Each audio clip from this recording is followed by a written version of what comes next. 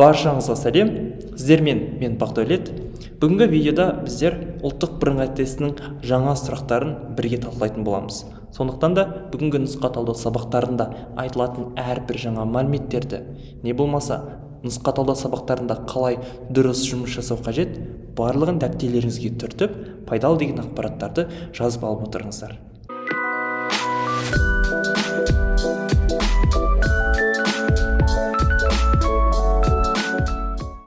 Жақсы, бұлай болса, бірінші сұраққа көшейік. The odd word. Егер сіздерге сұрақ the odd word деп басталса, демек мұнда бір сөз артық деген сөз. Яғни бір сөз осындағы басқа төрт нұсқаларға мағынасы ұқсас болып келмейтін сөзді тап деген сөз. Енді қарайық. Бірінші wardrobe. Wardrobe өздеріңіз білетіндей шкаф бізде. Bookcase, кітап салатын сөре. Desk, бұл да бізде жиһаздың түрі. Cupboard, міне қараңыздар, cup деген сөз, ол шынаяқ. Демек, cupboard дегеніміз шынаяқ салатын шкаф. Мұнда суретте көріп отырғандарыңыздай. Ал dress дегеніміз ол көйлек. Демек, мұндағы A, V, C, D төртеуі бізде не? Жиһаз. Furniture, яғни төртеуі жиһазға айналып байланысты сөзде, ал ең соңғы dress, жиһазға қатысы жоқ. Сондықтан біздер дұрыс жауап ретінде мұнда ең нұсқасын белгілейміз. Артық сөз ол dress. Екінші сұрақ. The suitable word in the proverb. Әлбетте, бұл сұрақ алдыңғы тесттерде кездескен, бұны жаттап алуларыңыз қажет. Енді мұндағы proverb деген сөз ол мақал, яғни мақалдың дұрыс нұсқасын табайық. A little knowledge is, яғни аз білім ол не? Қауіпті. Is dangerous. Бұл нұсқасы бізде дұрыс болу керек. Ал енді pleasant дегеніміз бұл жағымды.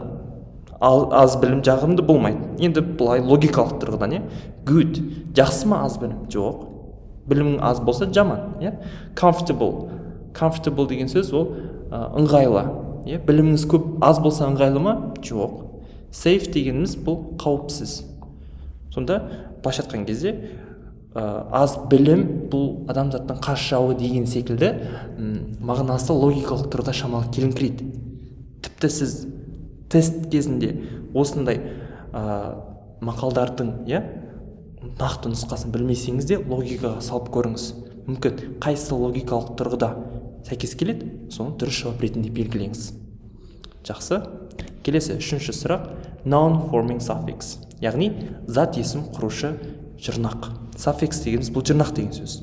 Енді өздеріңіз білетіндей, жұрнақ өзі жалғанған сөздің мағынасын түбегейлі өзгертіп жібереді.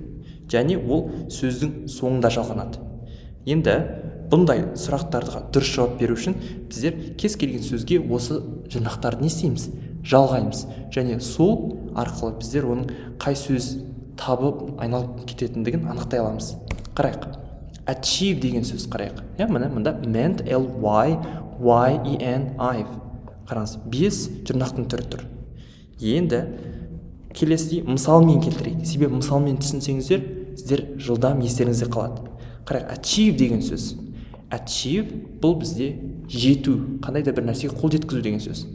Ал achievement бұл бізде не? Жетістік. Демек, зат есім тудырушы. Жұрнақ бізде meant екен. Ал енді қалғаларын көрейік. Slow дегеніміз баяу, slowly бұл да баяу деген сөз. Бірақ мұндағы slow дегеніміз бірінші adjective сын есім, яғни ly өзі жалғанған сын есімге ол істеу мағынасын тудырады екен. Демек, дұрыс емес. Қарайық. Dirt деген сөз шаң, не болмаса қандай да бір топырақ, лас, бір зат. Енді dirty шаңды, не болмаса лас деген мағынаны білдіреді. Яғни уже ол бізде adjective сын есімге алып кетеді. Яғни зат есімнен сын есім тудырушы жұрнақ. Так, дұрыс емес. Енді қараймыз. Short деген сөз қысқа, ал shorten қысқарту. Демек, en бізде етістік тудырушы жұрнақ. Effect бұл эффект зат есім, effective эффективті. Мысалы, уақытты эффективті қолдану, to use your time very effective. Болмаса, effective communication, эффективті коммуникация. көрдіңіз ба, яғни эффективті қандай сын есімге айналып тұр. Яғни мұндағы IVE бізде сын есім тудырушы жұрнақ екен. Жалпы нұсқа талдаған кезде де дәл осылай толық талдайтын болсаңыздар, онда сәйкесінше ұлттық бірыңғай тестте ешбір қиындықсыз дұрыс жауапты жылдам таба алатын боласыздар. Сондықтан да менің әрбір нұсқа талдау сабақтарымды дәл осылай толық көруге тырысыңыздар. Жақсы. Төртінші сұрақ бізде the appropriate variant, яғни дұрыс нұсқасын табыңыз деді. 25-і 07-сі. 07-сі бұл бізде шілде, июля. Демек, мұндағы June деген сөзді сызып тастаймыз. Енді мұнда 4 нұсқаның біреу болу керек. Жақсы. Естеріңізде болса, реттік сан есімнің алдында әрдайым бізде the артиклі келу керек. Сонда the 25th of July бізде дұрыс. Қарайық, the 25, 25. Бізде реттік сан есім керек. Реттік сан есім мұнда бар екен, и мұнда бар екен, Мұнда реттік сан есім жоқ. Сонда дұрыс жауап ретінде я вын таңдауыңызға болушы еді, я дын таңдауыңызға болушы еді. Бірақ әлбетте ереже бойынша 25-ші шілде деп дұрыс жазылу керек. Ол the 25th of July. Дын нұсқасы бізде дұрыс. 5-ші сұрақ I think correct verb form, яғни етістіктің дұрыс нұсқасы дейді. I think Kelly the exam. Менің ойымша Келли экзаменді тапсырады. Демек, уже қарапайым future simple керек. I think, яғни менің ойлауымша. Яғни future simple'дың қолданылу жағдайын білулеріңіз керек. Бұл сұраққа дұрыс жауап беру үшін. Яғни сөйлем I think болса, яғни сіздің ойыңызша болса, онда сіз қарапайым future simple'ды қолдануыңыз керек болады. Онда Kelly will pass. Ең нұсқасы бізде дұрыс жауап болып табылады. Қарапайым, 6-шы сұрақ the correct variant. It is the building in the town. Енді сіздерге мына жерде өте керемет оңай подсказка беріп тұр. The артиклі. Демек, the артиклі келсе, онда одан кейінгі келетін сын есімнің шырайы бізде күшейтпелі болу қажет. Сонда it is the oldest building in the town болу керек. The нұсқасы дұрыс жауап болады. Енді most old деп айта алмаймыз. Себебі most дегеніміз ол 2, 3, 4 буынды сөздердің алдында ғана қолданылады. Ал бір буынды сөздің алдында тек the, одан кейін сол бір буынды сөзге est жұрнаға жалғану қажет. Сонда the oldest building in the town дұрыс жауап болып табылады. Жақсы. 7-ші сұрақ the correct tense in real conditional. Енді real conditional дегеніміз не? Real conditional дегеніміз ол осы шақта, не болмаса келер шақта орындалуы мүмкін шартты сөйлем деген. Демек, мұндағы сөйлемге қарақ. If I work hard, яғни егер мен жақсы жұмыс жасайтын болсам, не болмаса барым салып оқитын болсам, work hard дегеніміз тек қатты беріліп жұмыс жасау емес, сондай-ақ бар күшін салып, күш-жігерін салып оқу деген мағынаға келеді. Демек, I will pass my exams. Демек, сын нұсқасы бізде дұрыс. Бұл әлбетте бізде first conditionals, шартты сөйлемнің бірінші түрі.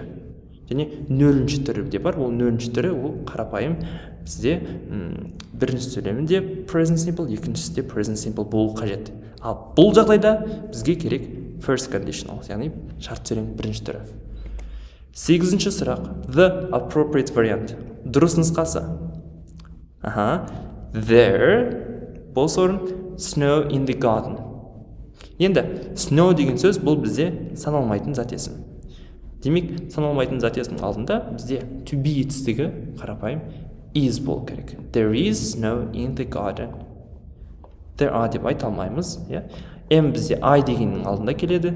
Be ол просто так сондай формасы, being болып келмейді. Being дегеніміз ол көбінесе бізде passive voice-да келеді. Және ол мысалы present simple passive-да қолданылады being деп.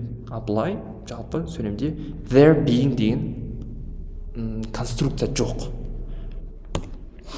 9-шы сұрақ. The appropriate variant. Дұрыс нұсқасы. He thought that we had gone to the country. Ең нұсқасы бізде дұрыс. Себебі бұл бізде relative clause. Яғни relative clause дегеніміз бір сөйлем мен екінші сөйлемдің екеуін байланыстырушы. Ол ойлады, мысалы біздер жаңағы қаланың шетіне кетіп қалдық. We had gone to the country. He thought that. Яғни екі сөйлемді байланыстырушы. Бізде есімдік ол that болу керек. Ең нұсқасы қарапайым. 10-шы сұрақ. The appropriate variant. Енді бұл бізде ел тану, өте оп-оңай. Discovered America. Яғни Америка құрлығын ашқан бізде Christopher Columbus. Демек, нұсқасы бізде дұрыс. Енді Walt Disney бұл бізде кинематограф, Вашингтон президент, Линкольн президент, Джекобсон білмеймін кім екен. Жақсы. Оқушылар, назарларыңызға, менде дәл қазіргі уақытта ұлттық бірыңғай тестке онлайн дайындық курсы жүруде. Онлайн дайындыққа курсына жазылу бізде 1 желтоқсанға дейін жүреді. Әлбетте 1 желтоқсаннан кейін көріп отырсаңыз да, маған төмендегі WhatsApp-қа жылдам жазып үлгерулеріңіз болады. Себебі дәл қазіргі уақытта біздер ұлттық бірыңғай тестке интенсивті дайындық курсын өткізбекпін. Демек, бұл интенсивті дайындық курсында бұндай нұсқа талдауларынан бөлек біздер грамматикалық тақырыптарды толық қарастыратын боламыз. Себебі грамматикалық тақырыптарды толық меңгеру арқылы ғана сіздер дәл осындай нұсқаларды шешу барысында ешбір қиындықсыз оңай талқылап үйренетін боласыздар. Яғни курстың сіздерге беретін пайдасы ол біріншіден ол жерде біздер жүйелі түрде дайындықпен жүреміз. Және екіншіден сіздерге жаңа онлайн платформада сабақты трансляция онлайн, яғни мен тікелей эфирде өткеннен кейін ол тапсырмаларды орындап, яғни әрбір өтілген тақырыптарды бекіте аласыздар. Жалпы, егер де сіз ұлттық бірыңғай тестте кемі 35 балдан жоғары жинағыңыз келсе, онда міндетті түрде менің курсыма келіңіздер. Сіздерді онлайн курсымда күтетін боламын. Ал олай болса, онда біздер келесі сұраққа көшелік. 11-ші сұрақ. The correct negative sentence with used to. Менің YouTube-тағы каналымда дәл осы used to құрылымына байланысты видео сабақ бар. Міндетті түрде дәл қазір көріп шығыңыз. Бірақ ол уақытта мен сіздерге мына жерде дұрыс жауапты тауып берейін. Қарайық. I didn't used to eat a lot of sweets when I was a child. Мынау дұрыс. Қазір не үшін дұрыс екендігін айтамын. Қалғандарын көрейік. I didn't used. Қараймыз. Didn't use болу керек, себебі used құрылымы болымды түрде. I used to do something болу керек. Егер болымсыз түрінде didn't және мына used емес, уже ол жаңағы used дегенге бізде didке өтіп кеткендіктен ол use күйінше қалып қою керек. Сонда в нұсқасы бізде қате болып табылады.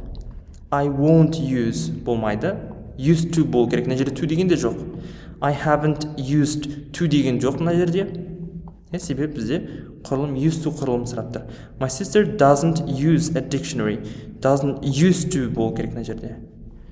Сонда бұл да қате болады. Дұрыс жауап тек А нұсқасы. Көрдіңіздер ме? Қалай дұрыс жауапты табуға болады. Окей. 12-ші сұрақ. The correct variant. Дұрыс нұсқасы. She sat in the corner. Ең соңғысын қарайық. Бұл жерде сіздер табуларыңыз керек participle, яғни participle құрылымы былайша айтқан кезде ол бізде сын есім мағынасында қолданылады сөйлемде. Енді ол бұрышта не істеп отырды? Ол бұрышта отырды, қандай қалыпта?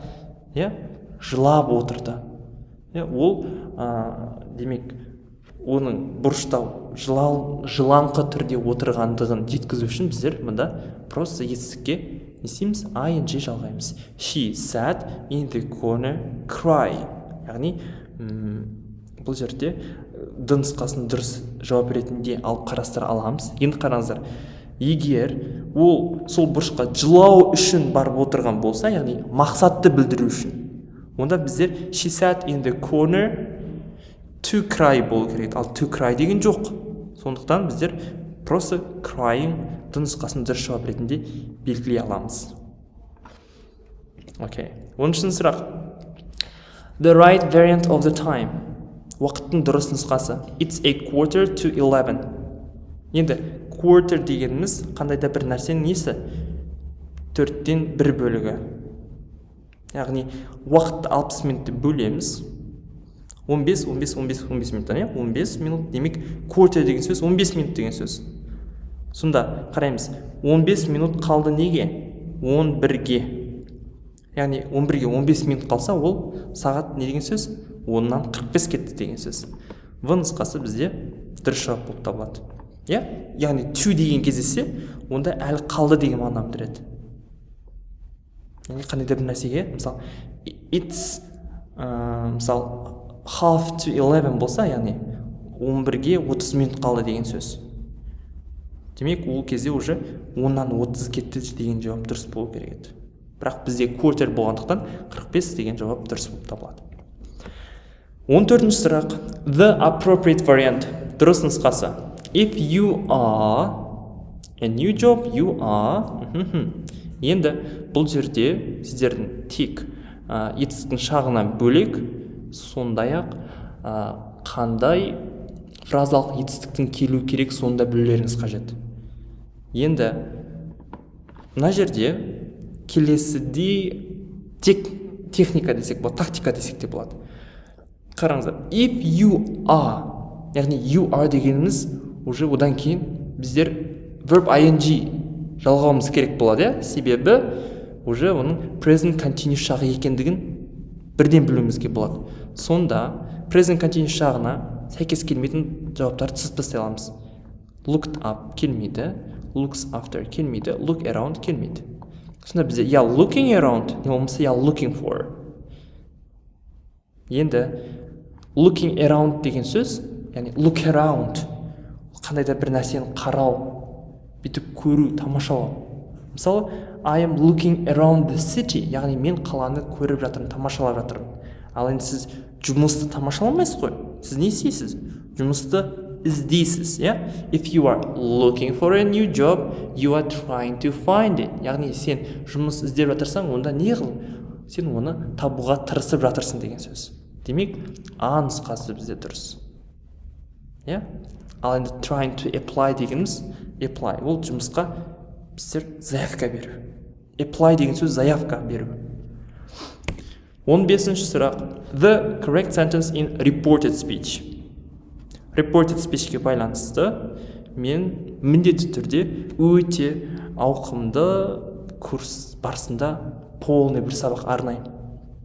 Сондықтан да курсқа қатысуға тырысыңыздар. Бұл кішігірім жарнама, бірақ бәрібір де мына жерде айтайын. Reported speechте сіздер әрдайым мұндағы сөйлемді бір шақ алдыға жылжытуыңыз керек болады. Егер мұнда сөйлемде бірінші бөлігі past simple болса, және екінші бөлігінде, мысалы мұндай жерде has gone тұр ғой. Демек, has gone бізде бір етістік алға жылжу керек. Ол has gone емес, уже had gone болу керек. Present perfect, past perfectке ауысу керек. Сонда дұрыс жауап бізде Martin had gone away. А нұсқасы бізде дұрыс жауап болып табылады. 16-ші сұрақ. If I hadn't fallen ill, I to the party. Яғни бұл жерден бізден шартты сөйлемдің дұрыс вариантын тап деп тұр. Қарайық. Шартты сөйлемнің дұрыс варианты. Hadn't fallen. Past perfect. Демек, екінші бөлімі бізде would have verb 3 болу керек. Бұл бізде third conditionals, яғни шартты сөйлемнің үшінші бөлімі. Демек, would have gone сын нұсқасы бізде дұрыс жауап болып табылады. 17-ші сұрақ. The correct variant дұрыс нұсқасын тап дейді. Do you feel today? Яғни feel дегеніміз сезіну. Яғни сен өзіңді бүгін қалай сезінесің? Жақсырақ сезінесің бе, әлде жаманырақ сезінесің бе? Қараңыздар, уже бізде салыстырмалы шырайдағы сын есімді табуымыз керек. Ал салыстырмалы шырайдағы сын есім, ол бізде do you feel better today or do you feel worse today? Яғни в нұсқасы бізде дұрыс жауап болып табылады. 18-ші сұрақ. The right variant of expression of quantity. Енді қарайық. Quantity дегеніміз бұл бізде сан, яғни санның дұрыс нұсқасын табыңыз дейді. There is бізде көбінесе не болады? There is, тек бір ғана зат туралы айтқан кезде, не болмаса саналмайтын зат есімдерді қолдана аламыз. Ал саналатын зат есімдерде, яғни ол көпше түрде болса, онда there are болу керек. Енді астынан бастап қарайық. Many people, көптеген адамдар санауға болады ма? Әлбетте болады. Демек there are болса жауап дұрыс болушы еді. Бірақ мұнда there is болғандықтан ең нұсқасы дұрыс жауап болып табылмайды. A lot of oranges. Қараңыздар, апельсиндер дұрыс жауап болып табылмайды. Саналады және көп зат тұр. A few apples. Қараңыз, apples, алмалар.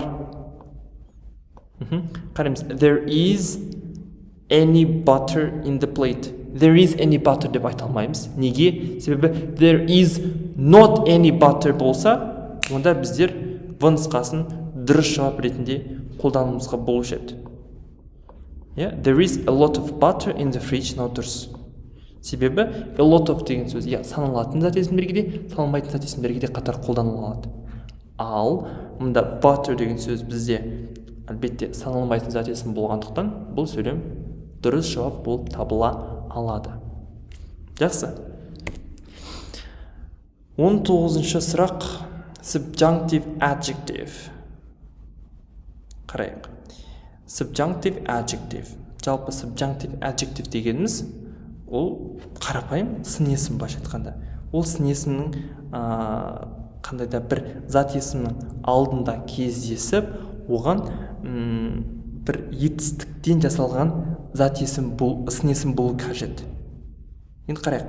They are a very, уже не деген сөз? Етістіктен жасалған зат есім, сын есім. Бізде bad family, well family, or loving family. Қараймыз, loving дегеннің түбірі love, жақсы көру, loving, яғни бірін-бірін жақсы көретін, жанашыр, яғни жанашыр отбасы дегеніміз ол бізде loving family.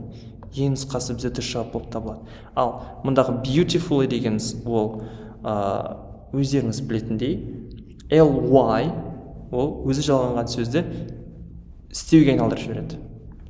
Badly дегенімізде солай істеу болып кетеді. Сонда дұрыс жауап бізде тек ең нұсқасы. Жалпы бүгінгі біздің сабақ осымен аяқталды. Бүгінгі сабақтың соңына дейін тыңдап көргендеріңіз үшін сіздерге көп рахмет. Егер видео сабақ сіздерге пайдалы болып ұнаса, онда лайк басып, өзгелермен бөлісуді ұмытпаңыздар.